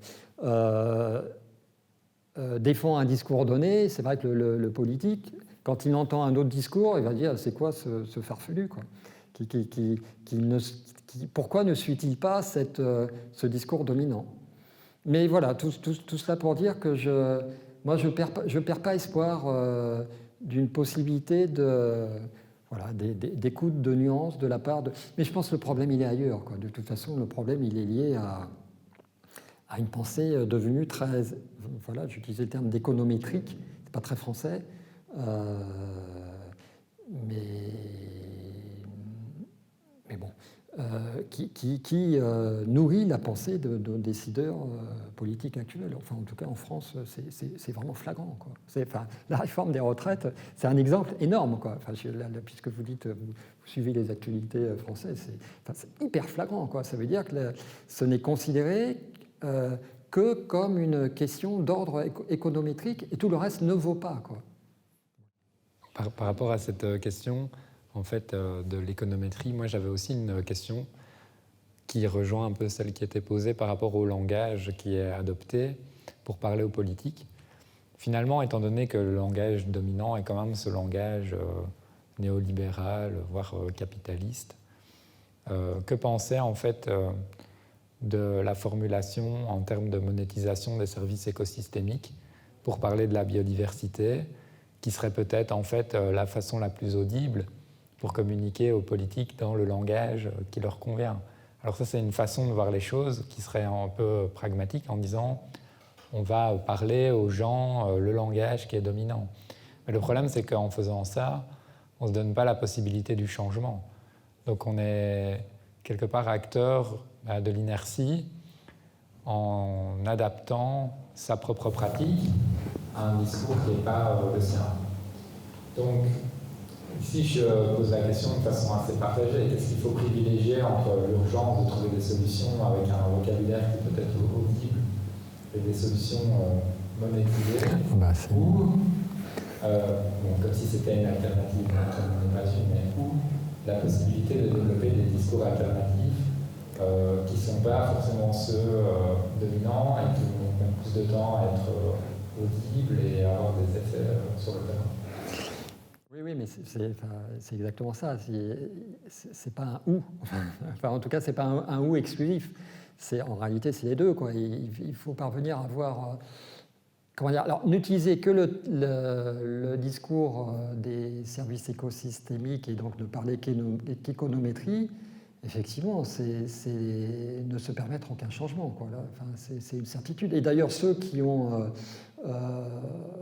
pensé, avec le Millennium Assessment, cette pensée qui ont pensé ces services écosystémiques, le regrettent, parce qu'ils s'aperçoivent que finalement, ça n'a rien changé, et qu'au contraire, ça a donné lieu à il y a des spéculations sur le carbone, avec des compensations, enfin des choses dont on sait qu'elles peuvent être perverses. Et voilà, moi je pense, comme toujours, c'est la voie moyenne, c'est peut-être être un peu habile. Alors moi je me rappelle plus ce que je racontais à ses conseillers d'Emmanuel Macron, mais j'ai essayé d'être un peu habile autant que je pouvais le faire, qu'effectivement à commencer à me faire entendre en rentrant dans leur mode de perception, puis petit à petit à glisser, et c'est ce que je fais habituellement. Moi j'ai eu des bonnes surprises comme ça, voilà, mais y compris avec des collègues que j'ai vus, c'est prétentieux de dire ça, quoi, mais que j'ai vu s'interroger, voilà, s'interroger parce que c'est du jeu d'acteur, enfin du jeu de, comment dire, du jeu de, je sais pas comment dire ça, du jeu de rôle, quoi, c'est-à-dire de commencer un peu C'est pas caresser dans le sens du poil, mais à parler le langage, puis petit à petit à changer le même langage que l'autre, puis petit à petit à introduire son propre langage. Ça, c'est humain, quoi. Hein, à moins de tomber sur un robot, en principe, l'émotion, et le langage de l'émotion, alors c'est pareil, émotion, il faudrait prendre le temps de dire ce qu'on entend derrière cela, mais a un pouvoir transformatif. Il y a plein de techniques et de pratiques de théâtre forum, de jeux de rôle qui visent, dans plein de domaines, du changement transformatif à partir du moment où il y a des émotions qui se mettent en branle. Alors après, c'est sûr que le politique fait tout ce qu'il peut pour ne pas apparaître comme une personne traversée d'émotions. Ça paraîtrait malvenu. Voilà. Donc c'est compliqué, mais c'est complexe. Mais le monde est complexe, donc il faut y aller, quoi. Et voilà, encore une fois, effectivement, ce n'est pas un ou exclusif, c'est des voies moyennes, il faut composer. Composer, moi j'aime beaucoup ce mot, j'oublie, on en parlait tout à l'heure, cette philosophe belge que j'apprécie beaucoup, Vinciane Després, voilà, qui parle de composer. Elle utilise beaucoup ce terme-là. Elle a écrit un livre qui s'appelle « Composer avec les moutons ». Et cette idée de composer avec le vivant ou composer avec les personnages politiques, je trouve que c'est très très intéressant, quoi. Et une perspective, qui n'est peut-être pas une solution, qui n'est certainement pas la solution, mais une perspective heureuse, je pense que c'est cela, c'est apprendre à composer avec.